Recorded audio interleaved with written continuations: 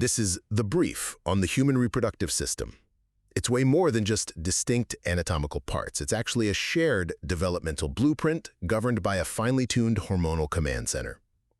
First, male and female anatomy share a biological default operating system, originating from the exact same indifferent embryonic tissue. Now, the female pathway is actually the default here. For male differentiation, testosterone literally has to flip a biological switch to maintain the Wolffian ducts and actively redirect development.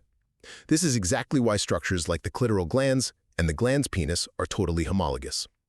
Second, let's look at the HPG axis. Basically, GnRH from your hypothalamus commands your pituitary to release FSH and LH.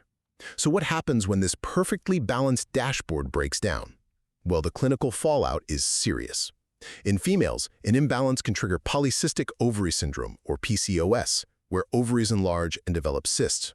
In males, if LH fails to stimulate Leydig cells to make testosterone, you get a systemic crash that melts away muscle volume, weakens bone marrow, and absolutely tanks mood. Finally, let's test your knowledge with a high-yield exam pearl. What's the clinical definition and origin of priapism? Named after Priapus, the Greek fertility god, it's a persistent, painful erection completely unrelated to sexual stimulation. Critically, it's not just a localized issue. It can actually be a huge red flag for severe underlying conditions like osteogenic sarcoma. Ultimately, human reproduction is an elegant system built from a single embryological template and governed by precise yet highly vulnerable hormonal feedback loops.